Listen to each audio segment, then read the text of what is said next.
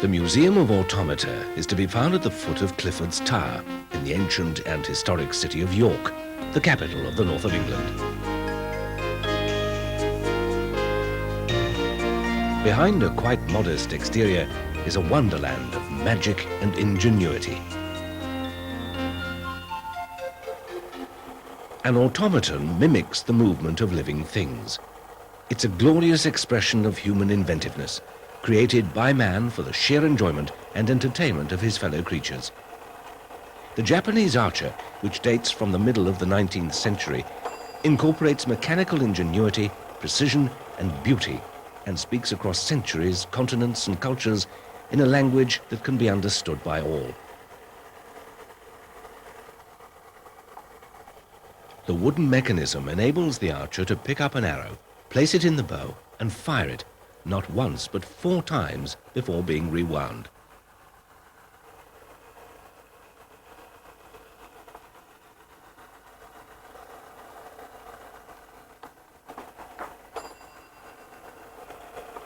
Claude the Clown is the museum's mascot and was made in France towards the end of the 19th century. The barrel on which Claude is perched acts as a sound box for the musical movement and, more importantly, conceals the clockwork mechanism. The shape of the cams determines the movement. As they turn on the shaft, they raise and lower levers that animate face and limbs. This technique has brought life to a host of almost human characters.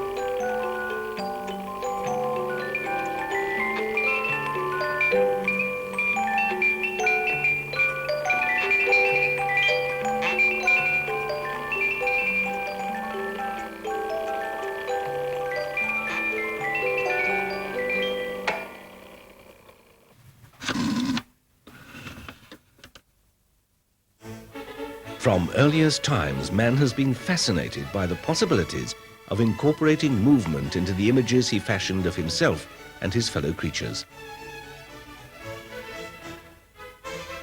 The earliest known statuette with articulated limbs dates from the Grecian culture, approximately 25,000 years BC.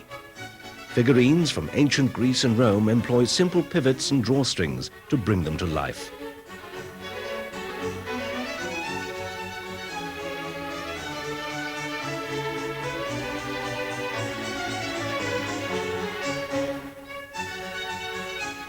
As man progressed to more complex mechanical devices, the automaton figures were often second to the mechanism, created as a fanciful ruse by a master to illustrate a scientific principle to his pupils. Hero of Alexandria's dancing figures, driven by a simple reaction motor, are a case in point. Hero lived during the 1st century AD, and he left a valuable record of his own inventions and those of his predecessors. The dancing figures work in the following way. When a fire is lit on the altar, the air inside is heated, expands, and is forced down the central vertical tube and expelled out along the radial tubes. The force of the expanded air pushing against the cylindrical case causes the turntable to revolve, carrying the dancers with it.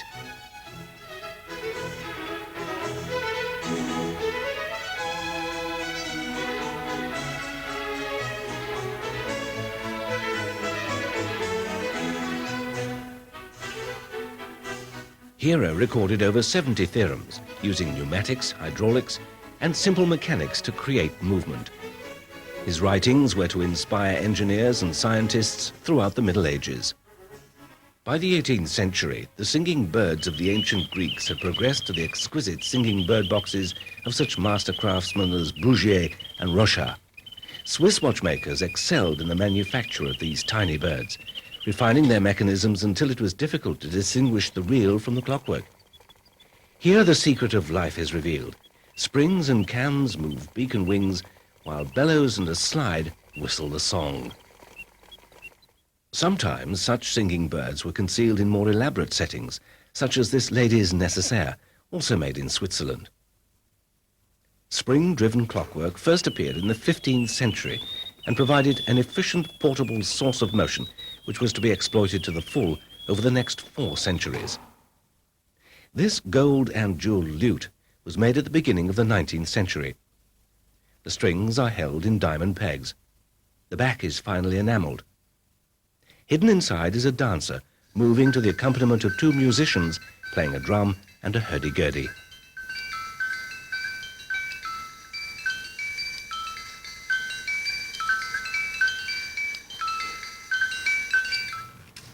Two striking jacks imprisoned on the face of a gold Breguet watch sound out the hours while Cupid forges his arrows, taking his rhythm from the beat of time.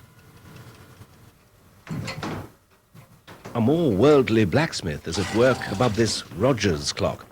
Inexorably driven by time, his task is never done, and he works without pause.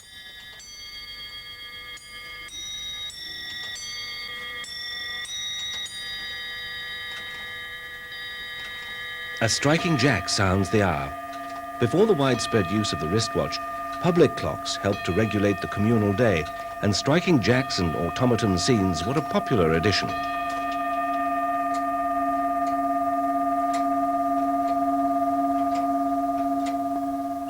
This magnificent 19th century mantel clock was made by Bontemps, primarily a maker of singing birds. He used clocks as showcases for them. The mechanisms of clock and bird are quite separate. Here, the beam engine acts as a pendulum. A group of workmen labor beneath the cathedral clock. Unhurried and unheeding, their work will never be completed.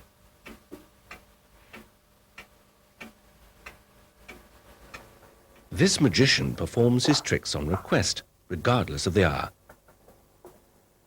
The objects on his table mysteriously change each time he raises the cones. A closer look may give the game away.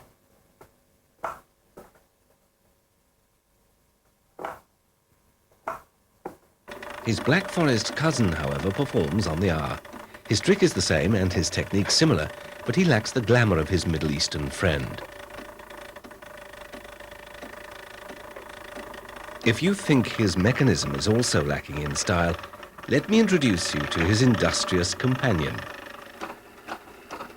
The spinner, who also adorns a Black Forest clock, is kept hard at work by little more than a piece of bent wire and a tiny weight.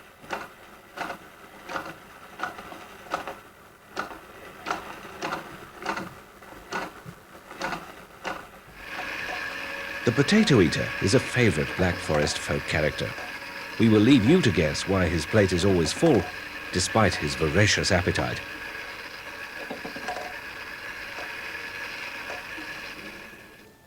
Let us now turn to the work of the 19th century toy maker. Accessible to a far wider public and using cheap materials, there is perhaps no other field where man's mechanical ingenuity is more apparent. Interchangeable cams enable this tin clown to execute a number of sensitive drawings. Here he's deftly sketching a cockerel. An 18th century Japanese design inspired this 19th century tumbler. Mercury is the hidden ingredient, causing the little figure to flip over as it flows from torso to head. The golden boots of the Auto Peripateticus doll were patented in 1862 by the American Enoch Rice Morrison.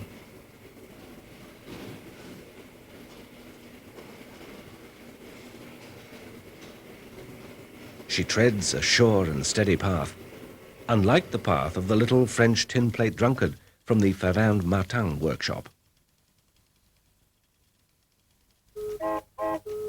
While the Martin toys were produced in great numbers, this miniature theatre is almost certainly a one-off. 3 double hand-operated belts carry a colourful array of characters across the stage.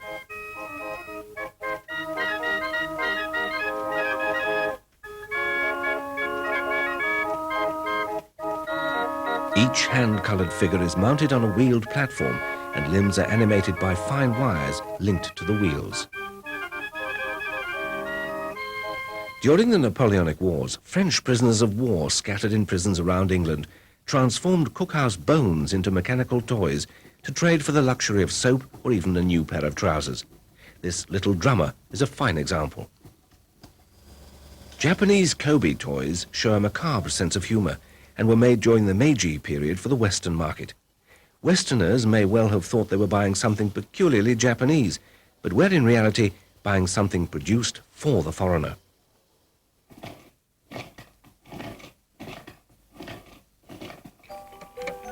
Far removed from the cheap children's toys are the deluxe automata produced for an adult market during the second half of the 19th century. A group of Frenchmen concentrated in the Marais district of Paris, running quite separate establishments, yet all using the same techniques, produce living sculptures of the multi-talented cosmopolitan characters of Parisian cafe society.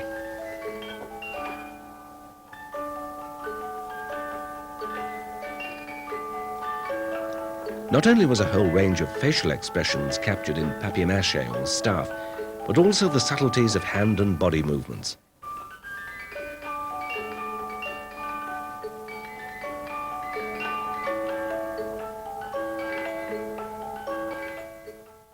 These are portrait faces. Sculptors were employed to immortalize entertainers of the day, and mechanics animated these sculptures, enabling us to witness circus acts that were performed over 100 years ago. Details of costume and face makeup are all faithfully reproduced.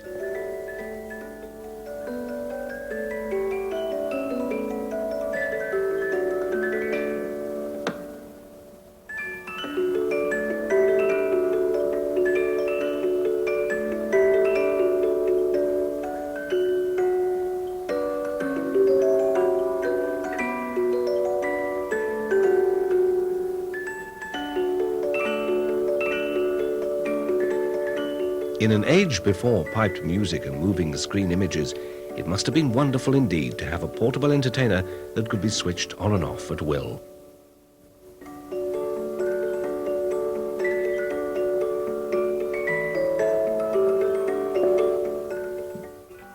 Nearly all these pieces have their own musical accompaniment, a cylinder and comb concealed either in the cabinet base or in the body.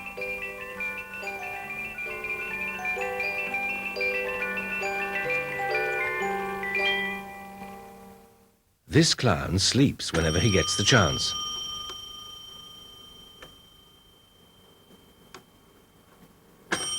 The intermission bell interrupts his slumber, not once, but 3 times. Reminds him of his audience and finally obliges him to start playing again. In this microcosm, anything is possible. A clown serenades the moon.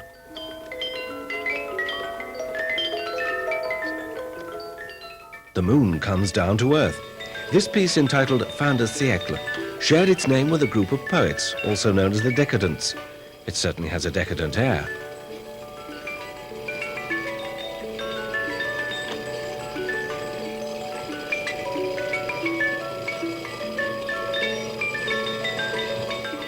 Smokers were a favorite subject. Billed in an 1884 catalogue as special attraction for tobacconists, they were prominently placed in shop windows, and no doubt palled the crowds as they palled on their meerschaum cigarette holders. If you're worried for their lungs, you have good reason, for the leather bellows that inhale so deeply are not immune to the ravages of nicotine and need a regular overhaul. The fisherman draws comfort from his pipe each time a fish eludes him. An early accumulator keeps the tobacco embers glowing and would have delighted and confused an audience for whom electricity in the home was as yet a rare and privileged thing. He seems philosophical about the lack of fish,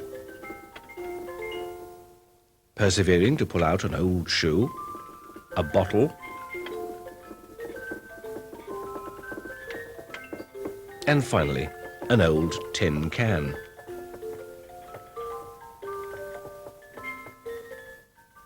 What's this? An artist's impression of the fisherman? An automaton artist, of course. Not only has he captured the fisherman on canvas, but his succession of inedible catches, too.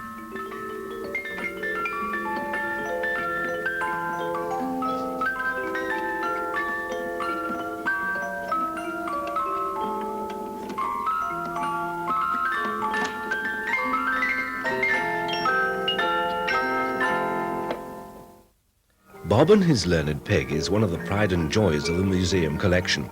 The levers that animate the pig pass from the base through the back of the chair, along Bob's thigh, and continue up through one side of the ladder. The French have had a special relationship with their pigs ever since they first hunted truffles together. Bob has gone a step further and trained his pig to perform acrobatic stunts on top of a ladder.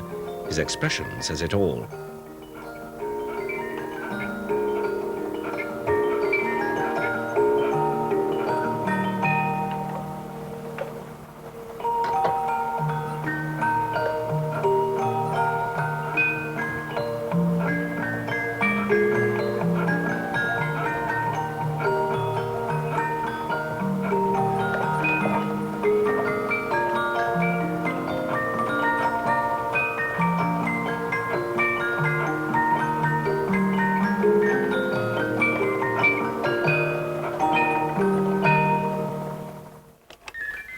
These two are from the Vichy workshop and appear side by side in the catalogue.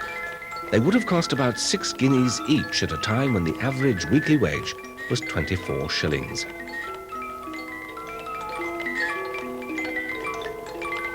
They make a harmonious pair.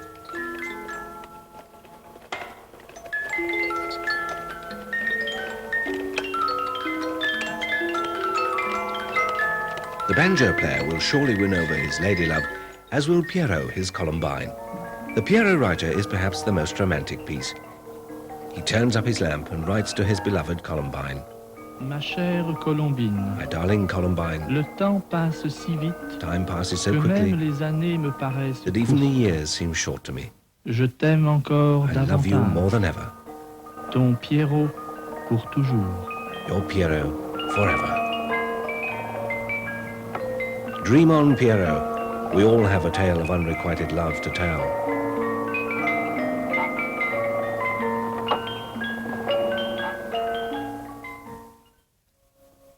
This gracious lady must have had many admirers in the Parisian salons of the last century.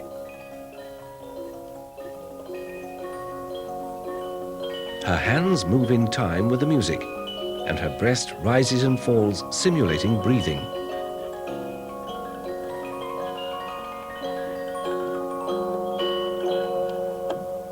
Her head is papier-mâché.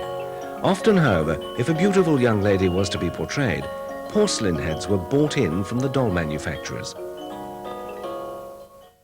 The Lady Magician is a stunning example. The wide-eyed innocence of her Mona Lisa-like smile makes the strange contents of her pots all the more surprising.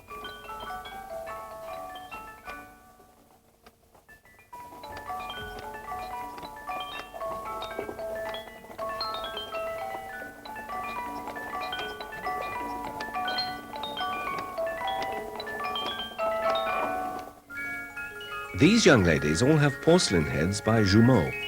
The same gestures could be adapted to blowing kisses, smelling posies, lifting the lids of baskets, or in the case of the figure on the left, promoting perfume with a well-placed label.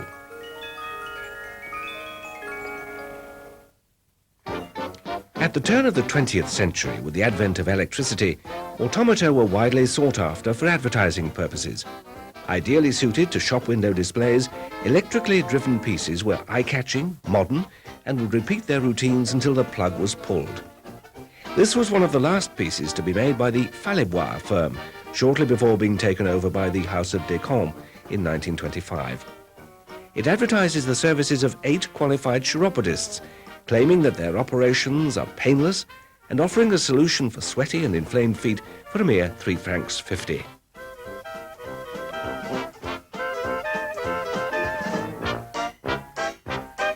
Novel tricks such as turning pages and window tapping to attract attention could be incorporated. The Jaff coffee drinker appeared in coffee shops and cafes all over Europe.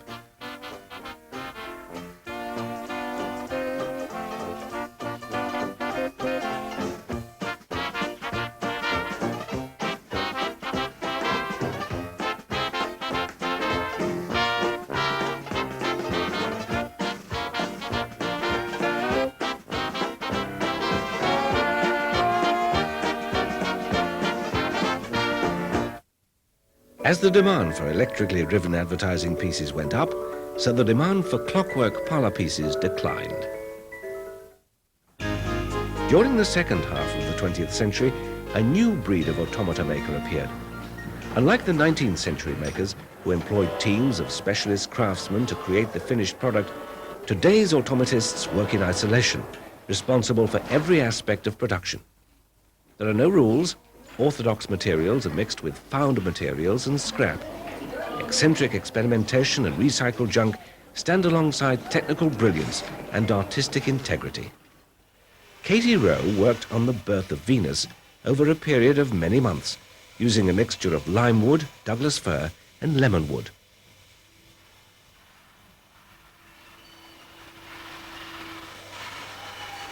This demanding, time-consuming occupation is rarely profitable, and automatists tend to lead double lives, following more profitable pursuits during the day and beavering away in cellars and garden sheds after hours.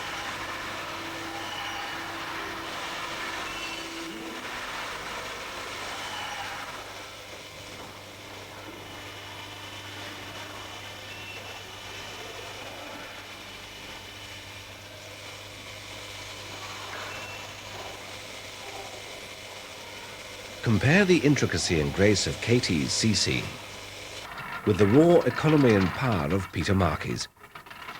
Made of undecorated DIY pine, it's both powerful and lyrical in its effect.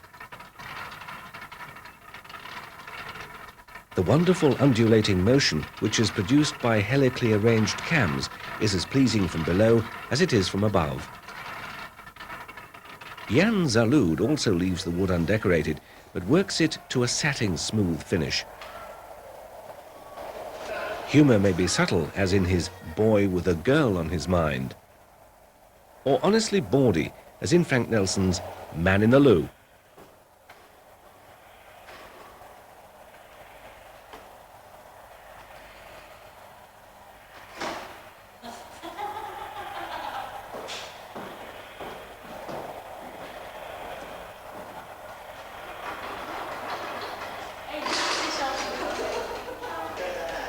Inspiration may be obvious, as in Eric Williamson's superbly crafted Mad Hatter's Tea Party. He has added his own twist to Carroll's well-known tale.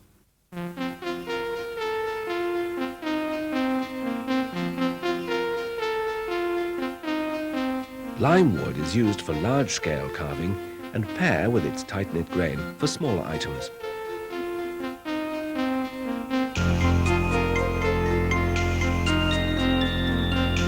Contrasting woods show the mechanism, which is a work of art in itself, to full advantage.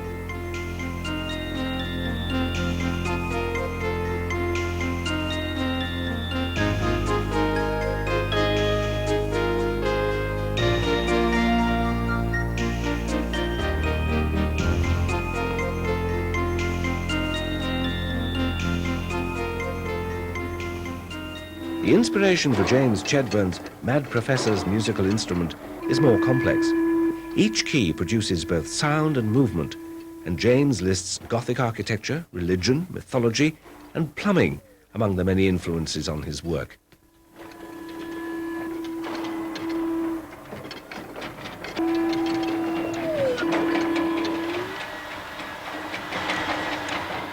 Here the instrument is more recognizable, but not always more tuneful. A 26-note spinet in the base of this automaton provides the sound for David Secret's music lesson. A jester and a harlequin struggle with some early English melodies.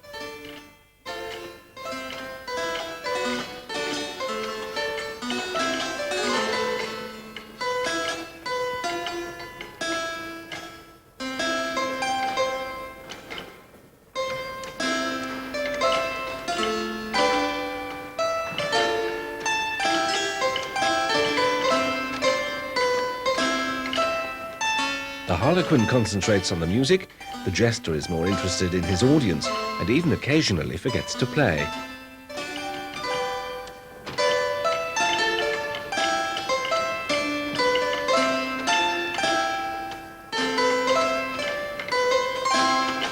Political comment raises its head from time to time. Here, Frank Nelson makes clear his feelings about Maggie Thatcher's poll tax.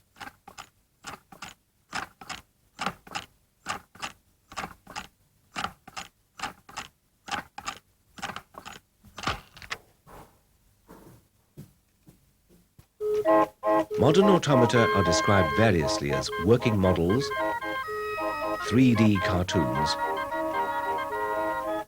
and works of art. The contemporary collection is constantly growing and changing. There is another far more serious development this century. Robots and automatic machines have found their place in industry and the home. These functional machines bear little resemblance to their automaton ancestors. Unlike the clockwork interior of last century's automata, where cause and effect can be visibly traced, the electronic entrails of today's robots belie the movements they command. This IBM robot assembled computer keyboards for years before being relegated to the museum. Machines can store information and act upon it. The possibilities are endless. And so the serious rubs shoulders with the frivolous.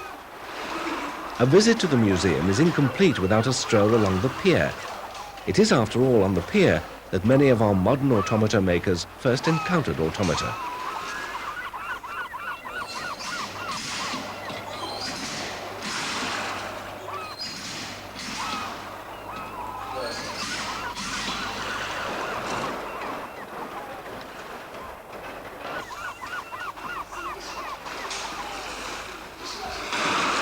Every pier has its fortune teller, and this one is no exception.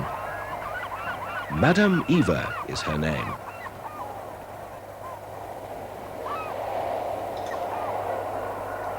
The saucy sailor gets his comeuppance.